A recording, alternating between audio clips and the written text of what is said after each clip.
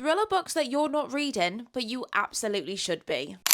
Hello you, welcome back to my YouTube channel. My name is Michaela and this is where we speak about all things thriller books. In today's video, we are going to be speaking about some highly underrated thriller book authors and their books that you need to be reading. Something I absolutely love talking about is lesser known books and getting them out there to their deserving audience. And that's exactly what we're going to do today. Because I don't know about you, if you go on like BookTok, it's all the same books that's being recommended to you. Do you know what I mean? So I'm hoping I'm going to bring to your attention some books that you might not have heard of today and their authors. A massive thank you for taking the time to click on this video. It means more than I can explain. I'd love it if you could hit the subscribe button and stick around, and let's get straight into it. The first author I want to speak about is Shanora Williams. Now, I have actually only read one book from this author, but I have so many on my radar. If you're a fan of Bitch, I'm Gonna Steal Your Life thriller books, then The Perfect Ruin is the one for you. I actually read this on the beach in Ibiza, and it was like the perfect summer read. I mean, summer's coming to an end now, but still, do you know what I mean? People go on holiday all year round just because it's not summer. Technically, it's kind of autumn, isn't it? But you get where I'm going. But like, if you're a fan of like The Last Mrs. Parrish, The Housemaid by Frida McFadden, then yeah, you will know exactly what I mean when I'm like, bitch, I'm gonna steal your life. Because in this book, we meet our main character who is called Ivy. And when she was younger, a tragedy wiped out like her whole family. Now in her 20s, she knows exactly who is to blame for that tragedy. And it is a woman called Lola, who is Miami's like first lady of charity. Everybody loves her. She's a rich socialite. She does so much for charity. And she's like, she is to blame for my family's downfall. So because it's set in Miami, that's why, like, I linked it back to the summer, summer vibes. So Lola's not going to let her get away with it. And instead, what she is going to do, she is going to become Lola's best friend. She is going to infiltrate her life and basically take everything from her, including her husband. So yeah, this is like a popcorn thriller. You know those ones that are like, I was gonna say a Kindle Unlimited thriller, but I've just had a look and it's not on Kindle Unlimited, but I am 99% sure when I read it, it was. But it is just that like typical Kindle Unlimited popcorn thriller, a guilty pleasure, if you will. I really don't see anybody speaking about this author. I think I got this recommendation from Hayley Hughes, and I think she's the only person I've ever seen talking about this author. But another book that is on my radar from this author is called Whispers of the Lake, which is quite a new release. I want to say it only came out like a couple of months ago. And this one is on Kindle Unlimited in the UK. I'm not sure about US and Canada friends, sorry, but in the UK this is definitely on KU. And in this we meet our main character, who is an investigative journalist, when her best friend goes missing from her hometown. So she's like, oh no, I'm gonna have to go back and find out what's going on. And like, this little small town is hiding a lot of secrets. So that is one I definitely want to pick up soon. The next author I want to speak about is called Lisa Gray, and specifically her book Dead of Night. Now this is also a very new to me author. This was the first book I'd read from this author. She kindly reached out and asked me if she could send a copy, and the premise sounded so good. I couldn't say no. And wow, this book was absolutely incredible. The more people I can get to read this book, the better. In Dead of Night, we meet our main character, Serena, who is a best-selling crime author. I say it all the time, but I love it when books feature characters who also like work in the book industry, that kind of like book within a book trope. Well, anyway, Serena's husband has just passed away, and ever since then she's had writer's block. She can't write her next book, so she decides to book herself a little Airbnb and get away and try and overcome the writer's block. But when she gets there and like the locals find out that she's a crime author, they think she's there to cash in on the house's history, and she's like, what do you mean? The house's history? I've got no idea what you're talking about. I'm just here on my little vacation. Well, it turns out that house is connected to a missing family that went missing and nobody knows what happened to them. So she's like, oh, actually, maybe you people are right. Maybe this could be a bit of inspo for my next book. And she starts digging into like evidence and the case files and finding out what happened to that family that did go missing. I read this book in 2 days. Like, I literally couldn't put it down. It is my perfect book length. It's only like 250 pages. It is on Kindle Unlimited and it came with the audio. So like when I wasn't reading this book physically, I had the audio on because I needed to know what was going on. For all of my fans of Alice Feeney Beautiful Ugly specifically, I feel like if you like that book, you would like this. Like they are similar, but they end up going in like very different directions. So like they're not like the same, you know, but I think if you liked Beautiful Ugly, I think you would like Dead of Night. And I'm really excited to check more books out from this author because I thought the writing was incredible, the twists got me. Yeah, solid book. I would call Daniel Hurst the male equivalent of Freida McFadden. That's how I would describe him. You know, those like popcorn thrillers, very easy to read writing, like that. I feel like that encapsulates Daniel Hurst as an author. Is that an insult? Maybe. Sorry, Daniel Hurst. My guy's got a lot of books out. A lot of books out. Like if you want to delve into this author's backlist, you're going to be there for a while. But the one I want to speak to you about today is called The Doctor's Wife. Now, this is actually part of a series. There's 4 books in the series. I've only read book 1. It's one of those books, like, you know, where you're like, did this need to be a series? Unsure. Like, obviously, I can't comment on that because I haven't read it.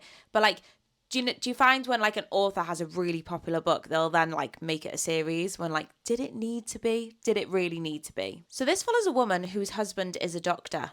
Shock. You didn't see that one coming, did you? So this couple, they needed a fresh start. So they have moved to a new small town where he's obviously still going to be a doctor and they are going to have a fresh start.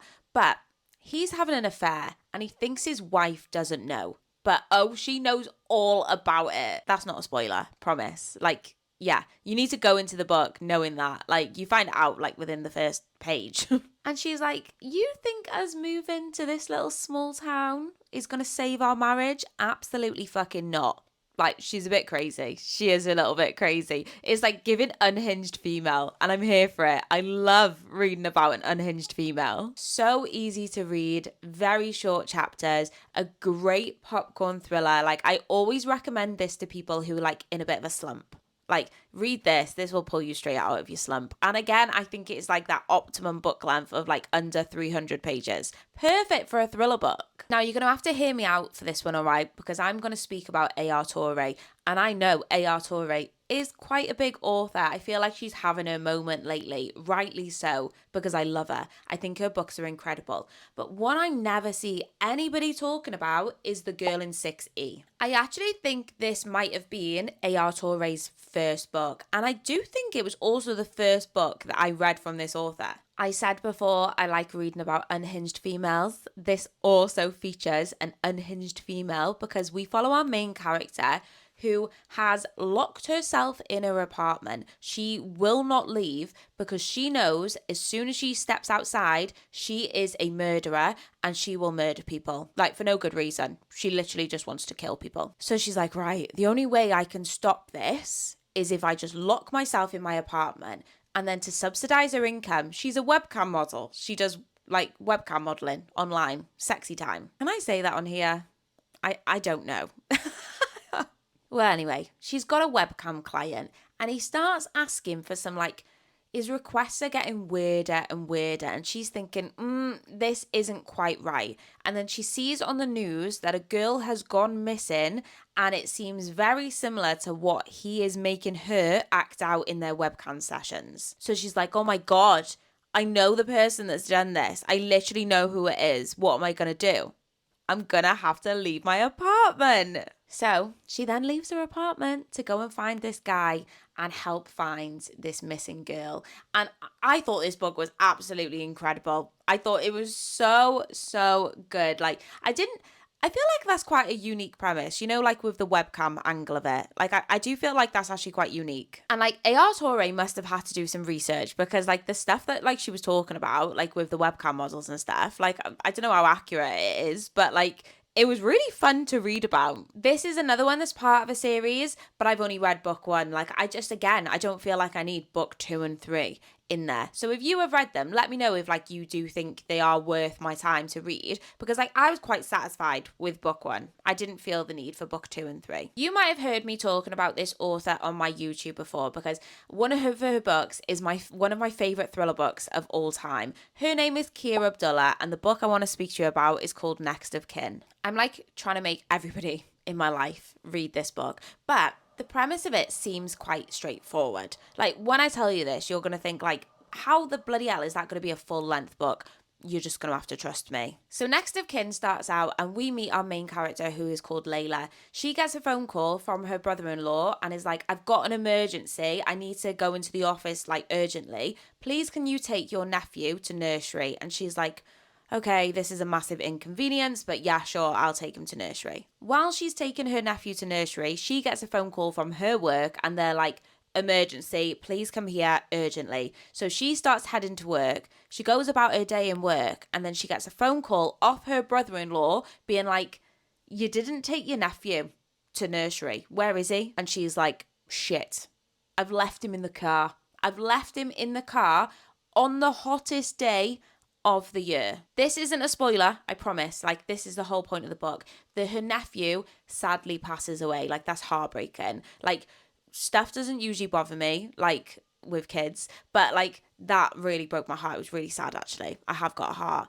And what then follows is a whole legal court case on, like, did she do it on purpose? Like, is she to blame? Should she go to prison for this? Yeah. Something Abdullah does so well is like legal courtroom dramas. I actually thought that she was going to be like, that would be her profession, but it's not. But she does legal courtroom scenes so well. And like, I always feel like they're quite like high tension, you know, like fast-paced books. And it seems a very simple premise, doesn't it? Like, she left him there accidentally, but her sister-in-law is blaming her. You've got the family dramas, you've got the courtroom dramas, and God, this book will blow your mind. But like, just know it deals with like a very, very heavy subject. Like, obviously that, what I've just told you is really heavy. I have read another book by this author called Those People Next Door. And I enjoyed that. I did enjoy that, but I didn't love it as like much as Next of Kin. So if you've read Those People Next Door and you've been like, read Next of Kin. I have read a couple of books by Faith Gardner now, and I fear I may be obsessed. I fear she is fast becoming one of my favourite authors. I say that as I have just DNF'd one of her other books. But like, yeah, some of them. You can't love them all. Do you know what I mean? You can't win them all. So I'm going to give you 2 recommendations because I can't pick. They're both very different, to be fair. So I'm going to start out with The Prediction. This did used to be called Amen Maxine. When I read it, it was called Amen Maxine, but it's had a bit of a rebrand. And this is a bit of like a near future Black Mirror speculative fiction kind of book, because in this world that The Prediction is set in, they have Alexa-like devices in your house that help you with like day-to-day life. So like, it can pick up when you're going to run out of milk and like tell you like you're low on milk, go and get milk. It can be like, oh, don't forget you need to book a nail appointment today. Like a little tool, you know, like a little housekeeper in an Alexa-like device, until one day this device says to the woman, your husband's going to kill you. So it's kind of like, oh, where's she got that from? Where has she got that from? Is this a mistake in the system, or is her husband actually planning on killing her? I feel like if you like John Mars's book, so you know, like The One, The Passengers, The Family Experiment, The Marriage Act, I feel like this book kind of falls into that category. And this is also part of a standalone series called, I think it's the Jolvix series, which is like this world where it's kind of like Black Mirror-esque. And I don't know why I've not read any more books in the series. As soon as I finish reading this video, I'm getting on Amazon and I'm adding them to my Kindle because I need to read more in this series. Honestly, smack my hands. And then Faith Gardner does also write like psychological thrillers as well. So The Mirror House Girls is one I read a couple of months ago, and this follows a cult. Something about me is I love a cult. All you've got to say to me is the word cult, and I will buy the book. I will buy it. This follows a girl who hasn't got like much going on in her life. Her grandma's just passed away and she feels like at a bit of a standstill in her life, where when she's at a family grief counselling session, she meets a girl who is like, I live in the mirror house. Like, we are a family. As soon as they say the word family, run. Literally run. Come along. Come in and live with us. And it's basically loads of girls that live in this big mirror house with one guy. And like, they all like look up to him. He's like the man of the house. And you very quickly see how she gets sucked into this cult. And like, I don't know about you, but whenever I hear about people who have been in cults, I'm like, yeah, but how did that happen? Like, how did you actually fall for that? But in the Mirror House Girls, like, you kind of see it happening in like real time. And you're like, okay, yeah, I get it. I could absolutely get sucked into a cult. I love both of these books equally, but I wanted to speak about both of them because I feel like they're very different to each other. So hopefully one of those has like caught your attention. I feel like a lot of these books I'm speaking about are all on Kindle Unlimited. So I'm going to put on the screen which ones are on Kindle Unlimited or not, because as I'm going through this list, I'm like, I am 99.9% sure most of these are on Kindle Unlimited, and that is not intentional. And I've said it a few times, but like, I'm always more likely to try a new author if their books are on Kindle Unlimited, because I pay for my subscription anyway. Like, I'm not losing anything by like trying that book out. So yeah, if it's on KU, it makes me want to read it even more. And this is your little midpoint reminder that if you are enjoying this video, if you could give it a thumbs up, it helps me out so much. And if you're not subscribed, I would love it so much if you could stick around. Okay, Steph Nelson. I've read 2 books by Steph Nelson, but the last book I read was Chef's Kiss. I read it in, what month did I read it in? July. And it saved my whole reading month. One of my lovely subscribers sent me this book, and I can't explain like how grateful I am, because I don't think I would have read it like as quickly as I did if I wasn't sent it. So thank you so much. Have you even told you what it's called? Last One Out. It's called Last One Out. So we meet our main character in this book, and her cousin went missing 20 years ago with her group of friends. It was like prom night or something, and they'd gone and celebrated at the hot springs when somebody attacked them with a bow and arrow. A bow and bloody arrow? So the bodies of her friends were found, but Chloe's body was never found. Nobody ever knew what happened to her, but her cousin Frankie never gave up hope. And every year she holds like a ceremony. Why do I forget the word? Every time I speak about this book, I'm like, what's it called? Like a memorial. It's not a party, ceremony type thing for her to keep her memory alive so people don't forget about her and people are still looking for her.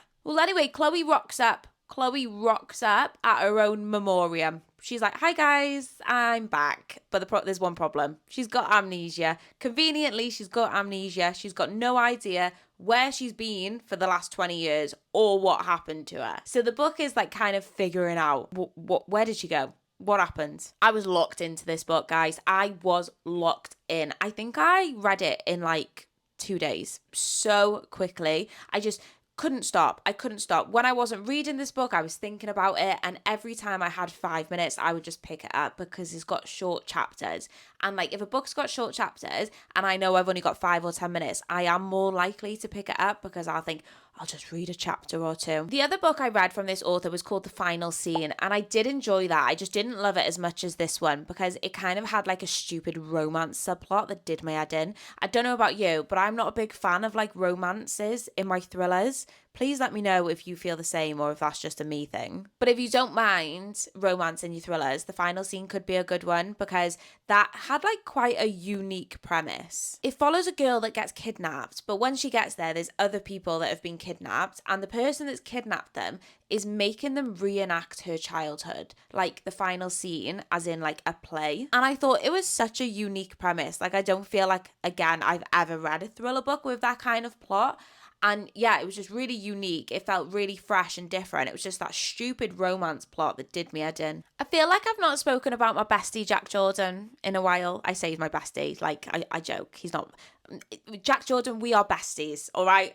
Nobody writes moral dilemmas like Jack Jordan. I will put that out there. Like, that's his thing, you know? Like, all of his books have some kind of moral dilemma. Like, what the bloody hell would you do in that situation? I'm just going to touch on a couple of his books because I think they're all incredible. So, Do No Harm follows a woman that is a surgeon when she is operating on like a very prolific person, and they're like, you have to kill him on the operating table because we've got your kid. So like, what would you do? Like, her job is supposed to be saving people's lives, but they've said that if she doesn't kill the person on her operating table and not get caught, they're going to kidnap her kid. Do you know what I mean? What would you do? And then we've got Conviction, where you follow a criminal defense lawyer who is defending a guy that is accused of killing his whole family. When she gets a no and says, you have to send him to prison or we're going to release your darkest secrets. And like, she's got a pretty dark secret she's hiding. So she's like, oh God, am I potentially going to send an innocent man to jail to protect myself? And then we've got Redemption, which follows a husband and wife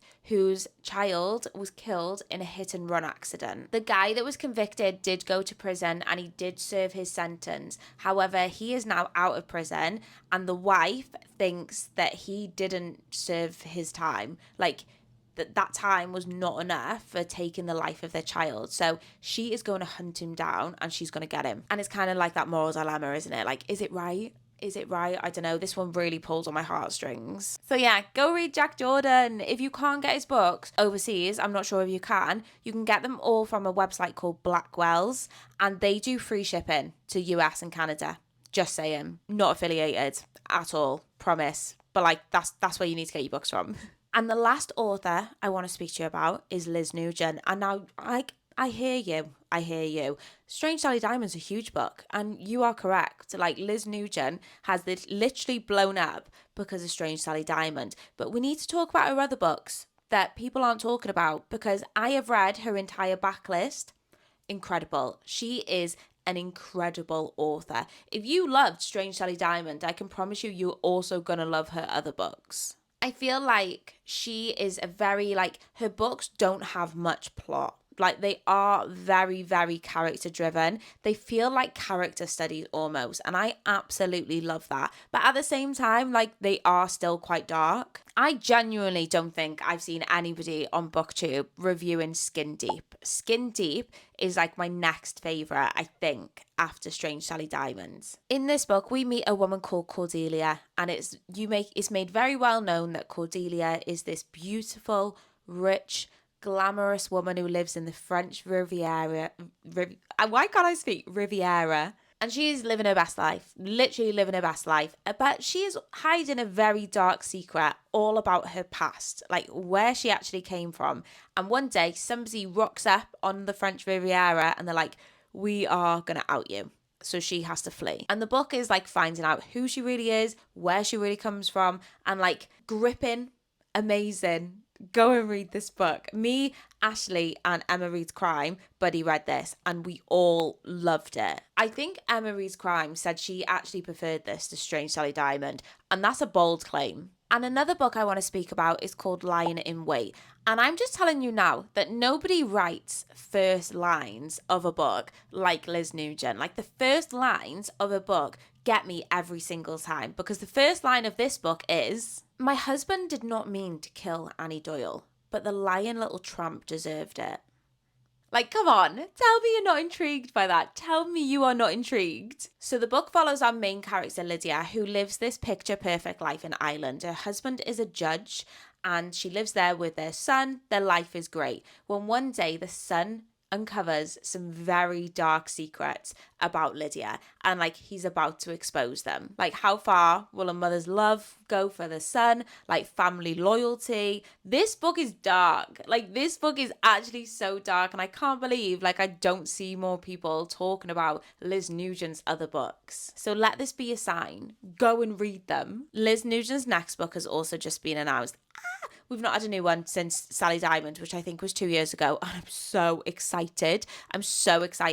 I will give my kidney for an art copy of it. I actually will. Can you live without a kidney? Because that would be, I don't think you can. I don't think you can live without a kidney. What can I live without? I don't know. You get the point. And that is it, guys. That is the end of this video. I hope I've put on your radar some new books, maybe some new authors. Please let me know if I did, or like any books that I need to be reading from these authors that I didn't talk about. Please let me know. A massive thank you for taking the time to watch this video if you got this far. I appreciate you more than you know. Please hit the subscribe button, give this video a thumbs up. It really does help me out and I appreciate it so much. And I shall see you next time.